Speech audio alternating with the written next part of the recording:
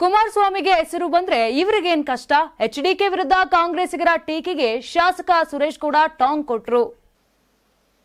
Bhadravati VSS ಉತ್ಪಾದನೆ start ಮಾಡಿದ್ರೆ ಇವ್ರಿಗೇನ್ ಕಷ್ಟ? ಕುಮಾರಸ್ವಾಮಿ ಅವರಿಗೆ ಹೆಸರು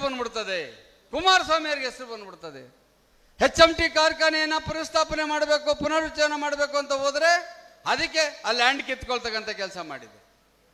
ಯಾವ ರೀತಿ ಕೆಲಸ ಮಾಡಬೇಕು? ಇವತ್ತು ನಮ್ಮ ಸಂವಿಧಾನದಲ್ಲಿ ಹೇಳ್ತದೆ, ನಾವೇನೇ ಅನುದಾನಗಳನ್ನ ಕೇಂದ್ರ ಸರ್ಕಾರ ತಂದು ಕೆಲಸ ಮಾಡೋರು ರಾಜ್ಯ ಸರ್ಕಾರದವರು. ನಾನು ಅಂದಾನಿ ಎಲ್ಲರೂ ಹೋಗಿದ್ದು ಕುಮಾರಣ್ಣಂತ ಕೂತ್ಕೊಂಡು 1,000 ಕೋಟಿ ನಮ್ಮ ಒಂದೊಂದು ಕ್ಷೇತ್ರಕ್ಕೆ ಬೇಕು, ಕೆಲಸ ಮಾಡಿಬಿಡ್ಬೇಕು ಅಂತ ಹೋದು.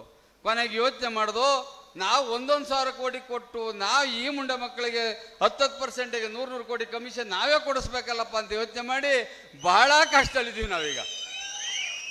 ಯಾಕೆಂದ್ರೆ ಗುದ್ಲಿ ಪೂಜೆ ಮಾಡಕ್ಕೆ ಅವ್ರು ಬರ್ತಾರೆ, ಕೇಂದ್ರ ಸರ್ಕಾರದವ್ರು ಒಂದು ಚರಂಡಿ ಮಾಡಂಗಿಲ್ಲ, ಒಂದು ಮುರಿ ಮಾಡಂಗಿಲ್ಲ, ಮತ್ತೊಂದು ಮಾಡಂಗಿಲ್ಲ, ಎಲ್ಲದಕ್ಕೂ ರಾಜ್ಯ ಸರ್ಕಾರದವರೇ ಮಾಡಬೇಕಾಗ್ತದೆ. ನಾವು ಯಾವ ರೀತಿ ಕೆಲಸ ಯೋಜನೆಗಳು ತರ್ಬೋದು. ಯೋಜನೆಗಳು ತರಬೇಕು ಅಂದ್ರೆ ಸಹಕಾರ ಯಾರು ಕೊಡಬೇಕು? ಭೂಮಿ ಯಾರು ಕೊಡಬೇಕು?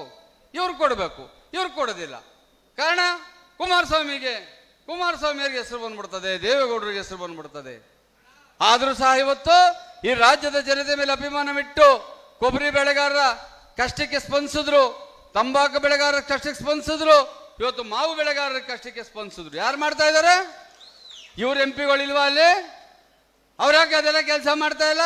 ನಾನು 86 kg ಇದ್ದವಳು 71 kg ಬಂದಿದ್ದೀನಿ. ವಯಸ್ಸಾದ್ಮೇಲೆ ಎಷ್ಟು ಸ್ಮಾರ್ಟ್ ಆಗಿ ಕಾಣ್ತೀರ ಅಂದ್ರೆ ಜಿನ್ನಿ. 126 kg ವೇಟ್ ಇದ್ದು ನಾವು ಈಗ 114 kg ಲೆಕ್ಕ ಬಂದಿದ್ದೀವಿ. ಯಾವುದೇ ಸೈಡ್ ಎಫೆಕ್ಟ್ ಆಗಿಲ್ಲ. 84ರಿಂದ 50 kg ಬಂದೆ, ಆಮೇಲೆ ಸಣ್ಣಗೆ ಫಿಟ್ ಆಗಿದ್ದೀನಿ. ಅದಕ್ಕೆ ನಾನು ಯೂಸ್ ಮಾಡ್ತಾ ಇರೋದು ಜೀನಿ ಸ್ಲಿಮ್.